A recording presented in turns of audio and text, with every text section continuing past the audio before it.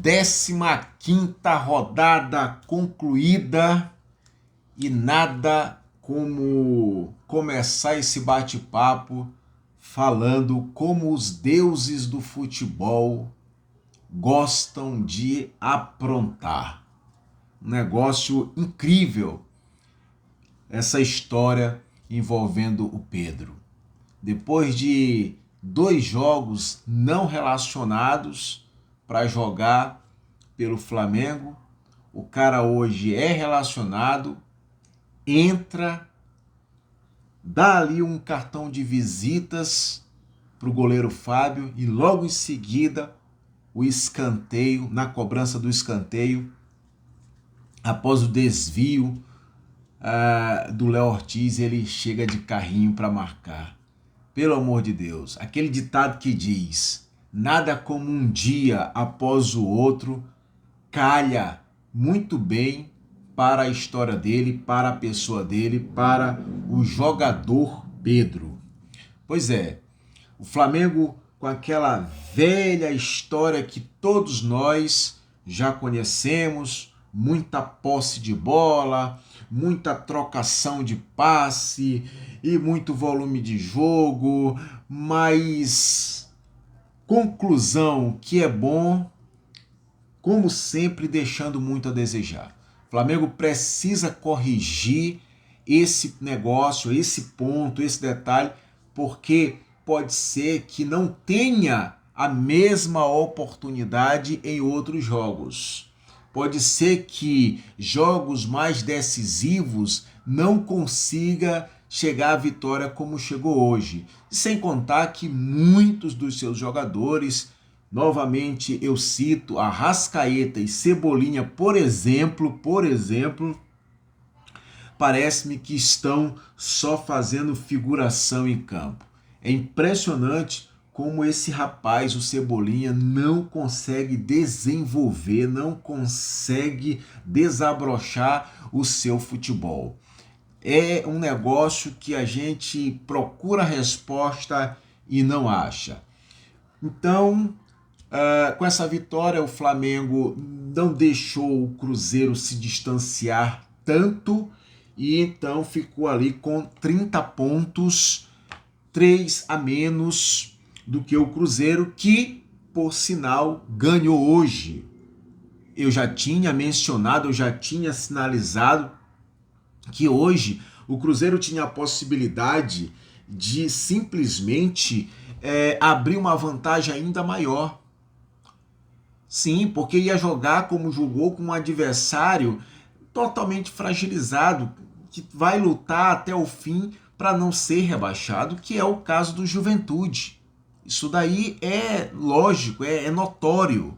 Então fez 4 a 0, facinho. O Juventude até veio com uma proposta defensiva interessante, aguentou ali só até parte do primeiro tempo, né?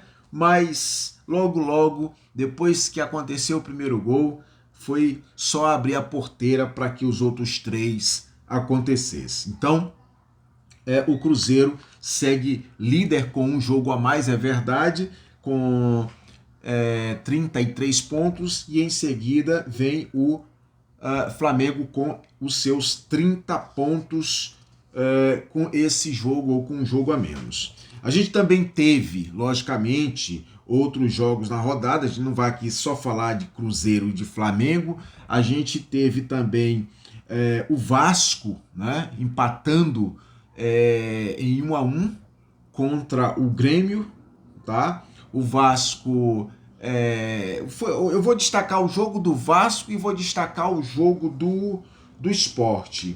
Eu já tinha falado isso e vou mencionar novamente.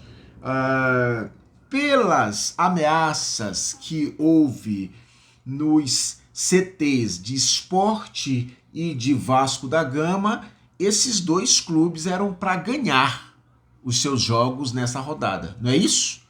A ideia da torcida não era pressionar e ameaçar como ameaçou, para ver se os caras ganhassem as suas partidas, as suas próximas partidas? Não rolou, não aconteceu, e isso para mim só prova que essa história de ameaça é só para piorar o ambiente, é só para piorar o que já estava ruim. Essa é a minha concepção, tá bom? Então o Vasco empatou com o Grêmio dentro de casa e o Sport perdeu hoje para o Botafogo. Simples assim, tá bom? E aí, a gente vai ter novas invasões? A gente vai ter novas ameaças? Vamos aguardar. Tomara que não. O Bahia, né, empatou com o Fortaleza, o Fortaleza empatou com o Bahia, o Fortaleza perdeu seu técnico, mas parece-me que não adiantou também muito, porque dentro de casa só empatou com o Bahia. Né?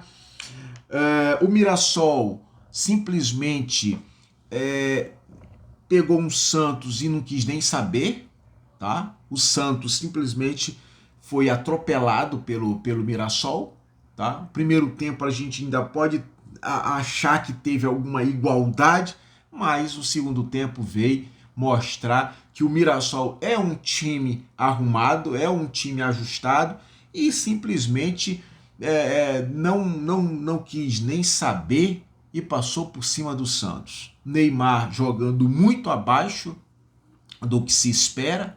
Na verdade, contra o Botafogo já foi assim. Contra o Flamengo decidiu numa jogada muito isolada, através dos seus recursos técnicos, é verdade.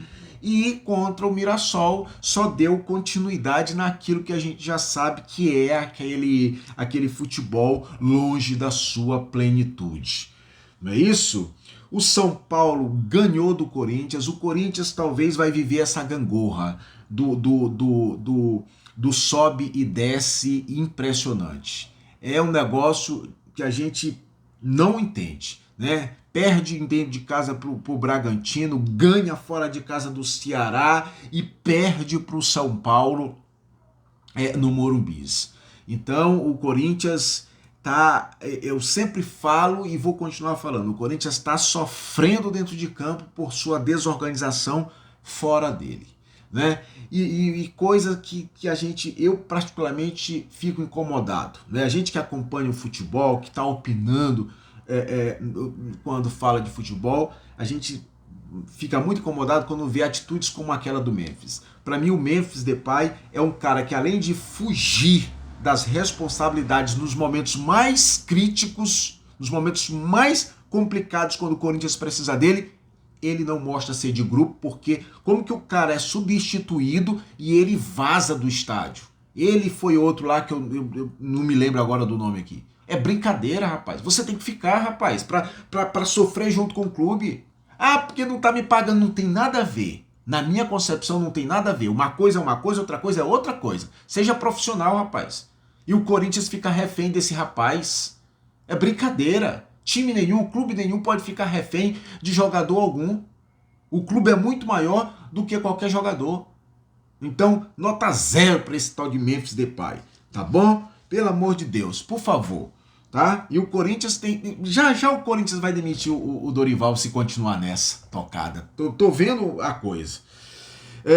O Inter ganha do Ceará, tá? Por 1-0, mas ganhou. O Inter tá tentando ali encontrar o melhor caminho, certo que ganhou do Ceará de 1-0, né? Um outro jogo muito movimentado foi o jogo, então, o Vitória também, né? O Vitória ganhou, né? A primeira vitória do Carille, ganha do Bragantino, né? De 1-0, e o Palmeiras, num jogo super movimentado, ganhou do Atlético, tá? Esse jogo foi um jogão, foi um jogo digno de um grande clássico, né? Agora é impressionante o Hulk, né? Cara com 39 anos, sendo um jogador que corre, que luta, que entrega o tempo todo, né? 2 golaços de falta e quase fazia o terceiro já no último lance da partida.